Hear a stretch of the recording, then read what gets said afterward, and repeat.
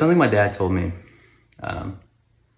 back in high school when I finally scraped enough money together to get my first surplus rifle was, he was like, son, you know, there was a point where this weapon was the only thing that a young man had to rely on.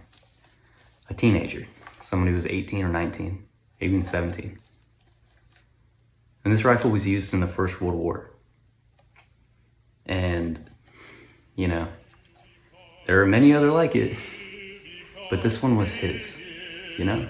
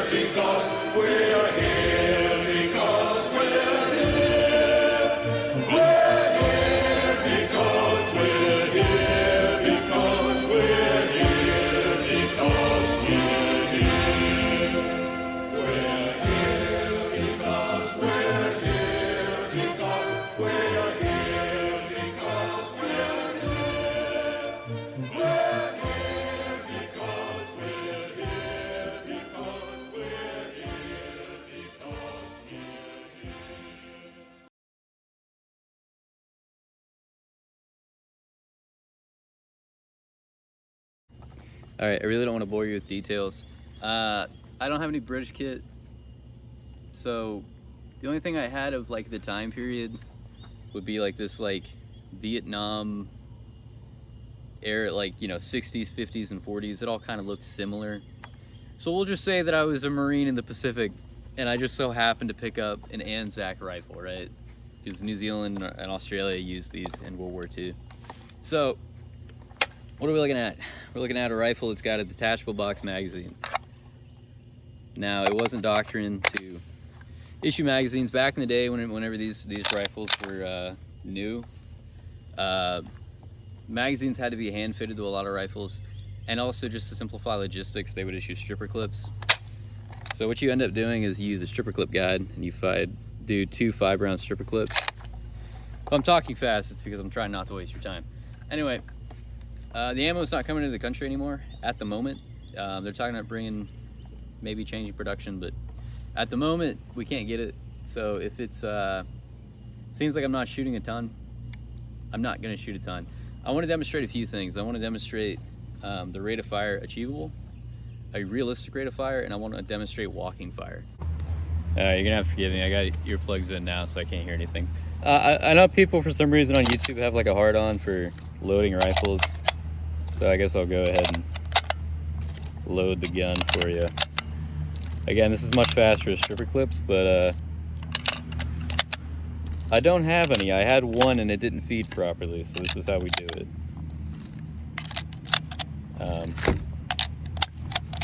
It's a pretty good magazine. These do have a tendency to rim lock. Like, I just got rim lock on that one, so hopefully that one doesn't cause me an issue. Rim lock is when that big rim gets on top or on the other one, and it keeps it from moving forward. All right, I guess we're gonna go hot. There's a little pan. This is gonna zip right through it. Luckily, nobody is in several miles for that direction, and I'm shooting downhill out of the little berm, so it's all safe.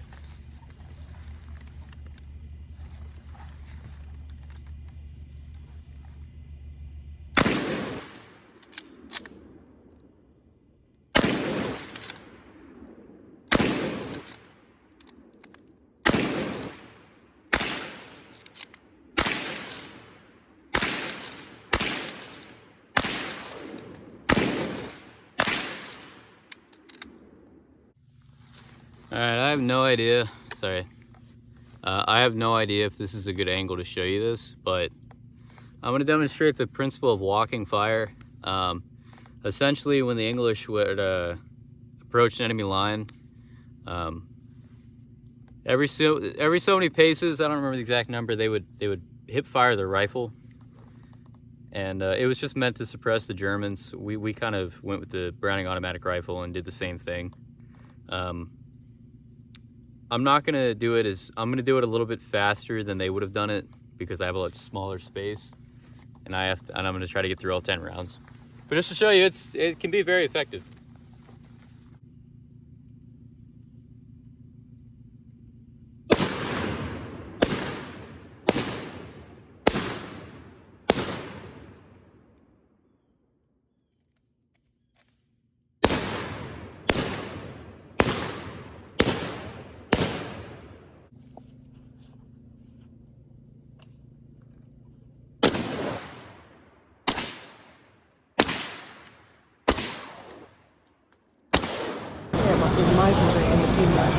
We're here because we're